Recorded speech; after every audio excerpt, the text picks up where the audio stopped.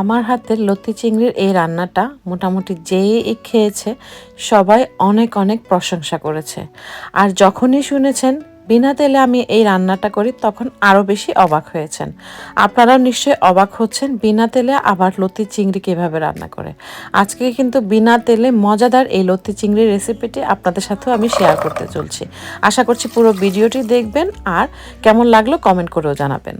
প্রথমেই আমি প্রায় 25 থেকে 30টা কাঁঠাল বিছি মাঝখান থেকে কেটে ধুয়ে পরিষ্কার করে সিদ্ধ হতে বসিয়ে দিলাম।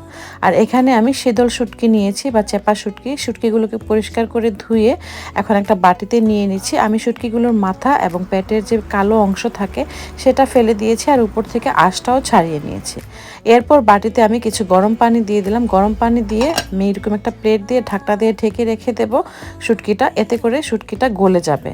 আর এখানে আমি আগে থেকেই পরিষ্কার করে নেয়া ধুয়ে রাখা লতি দিয়ে দিলাম, সাথে দিয়ে দিচ্ছি কাঁঠালের বিচি যেগুলো আমরা সেদ্ধ করে রেখেছিলাম, আর দিয়ে দিচ্ছি 2 টেবিল স্পুন পেঁয়াজ বাটা এবং 2 টেবিল স্পুন রসুন বাটা।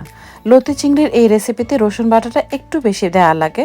সাথে দিয়ে দিয়েছি 1 টেবিল স্পুন মরিচের গুঁড়া, 1/2 টেবিল স্পুন হলুদের গুঁড়া এবং স্বাদ মতো লবণ। মরিচের গুঁড়ার পরিমাণটা আপনারা আপনাদের স্বাদ অনুযায়ী অ্যাডজাস্ট করে নেবেন, কম কিংবা বেশি। সাথে আমি কিছু চিংড়ি মাছও দিয়ে দিয়েছি। চিংড়ি মাছের পরিমাণটাও আপনারা আপনাদের স্বাদ অনুযায়ী দিয়ে দিবেন। চিংড়ি মাছ এবং মশলাগুলোকে ভালোভাবে নেড়ে ভালোভাবে লতির সাথে মিশিয়ে নিচ্ছি। এরপর এখানে আমি হালকা একটু প্রায় 1/4 কাপের মতো পানি দিয়ে দিচ্ছি। এই পানিটা দিচ্ছি যেন লতিটা নিচে লেগে না যায়। এভাবে ঢাকনা দিয়ে 5 মিনিট রান্না করার পর লতিটা কিন্তু অনেকটাই সেদ্ধ হয়ে যাবে। আর ওই যে আমরা শুটকিটা পানিতে ভিজিয়ে রেখেছিলাম সেই শুটকিটা এখন আমরা একটু নেড়ে নিচ্ছি আর নেড়ে নিয়ে সবকিছু একসাথে মিশিয়ে নিচ্ছি। দেখুন লতিটা প্রায় 5 থেকে 6 মিনিট রান্না করার পর অনেকটাই কিন্তু রান্না হয়ে গিয়েছে। লতি যেহেতু খুবই নরম সবজি, খুব তাড়াতাড়ি কিন্তু সেদ্ধ হয়ে যায়। আর কাঁঠাল বিচি তো আমরা আগে থেকেই সেদ্ধ করেই ব্যবহার করেছি। যাই হোক, খুব বেশি কিন্তু নাড়ানাড়ি করা যাবে না, তা না হলে কিন্তু লতিগুলো একদম ঘুটা ঘুটা হয়ে যাবে।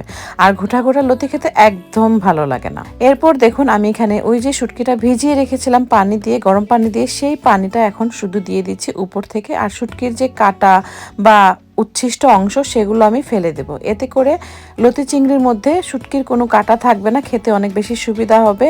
শুটকির পানিটা দিয়ে আবারও হালকাভাবে সবকিছু নেড়ে মিশিয়ে নিচ্ছি।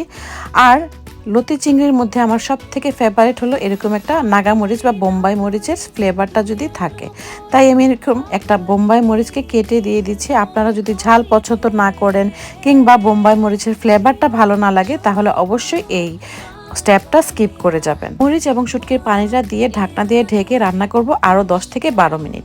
আর এই 10 থেকে 12 মিনিট রান্না করার পরেই কিন্তু আমাদের লতি চিংড়িটা একদমই তৈরি হয়ে যাবে। আর ঝোলটা আপনারা আপনাদের প্রেফারেন্স অনুযায়ী রেখে দেবেন, কে কতটুকু পছন্দ করেন সেই অনুযায়ী। আমি লতি চিংড়ি একটু শুকনো শুকনো পছন্দ করি, তাই আমি লতিটা এভাবেই একটু ঝোলটা টেনে নিয়েছি। এরপর দেখুন আমাদের লতিটা তৈরি হয়ে গিয়েছে, মানে লতি চিংড়ির তরকারিটা একদমই রেডি খাওয়ার জন্য। আমার তো একদমই তর্স হয়েছিল না কতক্ষণে এই তরকারিটা হবে। আর আমি 1 প্লেট ভাত নিয়ে এটা খেতে বসবো। এটার ফ্লেভারেই খিদা লেগে যায়, খিদাটা মানে দূর দূর থেকে যেন দৌড়ে দৌড়ে আসে কখন এই লতিটা দিয়ে ভাত খাওয়া হবে। খুবই বেশি স্বাদের এই লতি চিংড়িটা, তাও বিনা তেলে। একবারের জন্য হলেও আপনারা ট্রাই করে দেখবেন। আর কেমন লাগলো অবশ্যই কমেন্ট করে জানাবেন, ভালো লাগলে শেয়ার করবেন। ভালো থাকবেন সবাই, আল্লাহ হাফেজ।